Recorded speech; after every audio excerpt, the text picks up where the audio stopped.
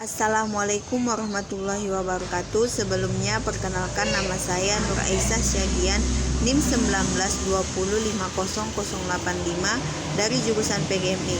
Baiklah, di video kali ini saya akan menjelaskan materi tentang Pancasila sebagai dasar negara, yaitu Pancasila adalah dasar falsafah atau filosofi masyarakat Indonesia.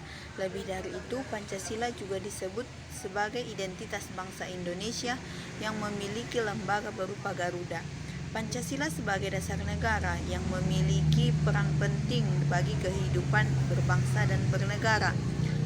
Pada 1 Juni ditetapkan sebagai Hari Kesaktian Pancasila sebagai keputusan Presiden Soekarno menyampaikan pidatonya yang berjudul Lahirnya Pancasila.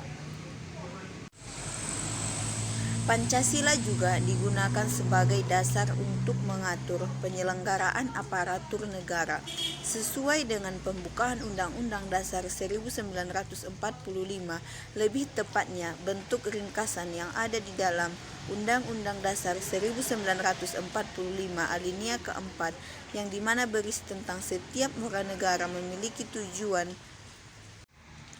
Menurut kalian, status Pancasila sebagai dasar negara, yaitu yang pertama adalah Pancasila sebagai dasar negara merupakan segala sumber ketertiban hukum di Indonesia. 2. Meliputi suasana kebatinan dari Undang-Undang Dasar 1945. 3. Mewujudkan hukum dasar negara atau hukum dasar tertulis dan tidak tertulis. 4. Berisi peraturan-peraturan yang mewajibkan pemerintah dan penyelenggara negara lainnya. Yang kelima, menjadi sumber semangat abadi Undang-Undang Dasar 1945 bagi bangsa dan negara.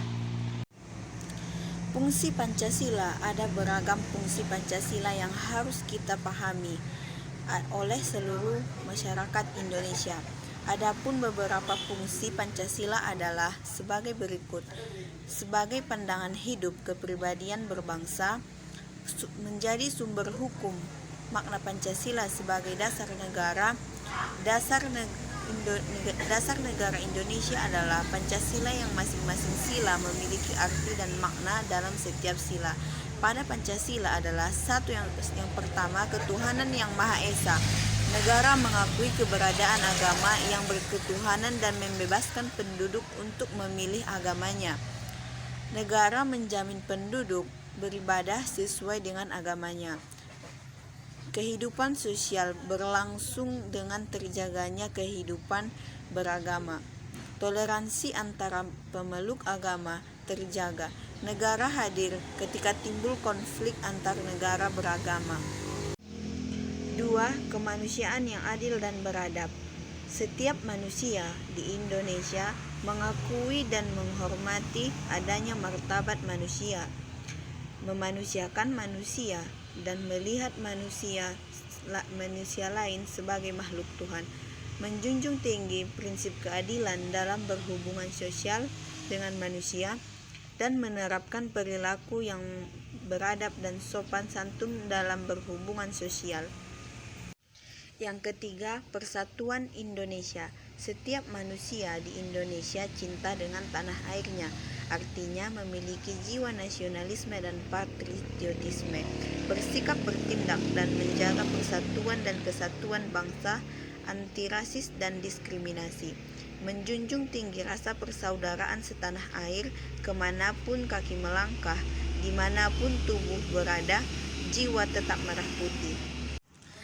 Yang keempat, kerakyatan yang dipimpin oleh hikmat kebijaksanaan dalam permusyawaratan perwakilan, yang dimana bersikap pro dialog, pro musyawarah, pro demokrasi, anti kekerasan dalam menyaksikan masalah atau konflik, mengambil keputusan musyawarah, mufakat, selalu mengambil kebijaksanaan di atas persengketaan atau perbedaan pendapat.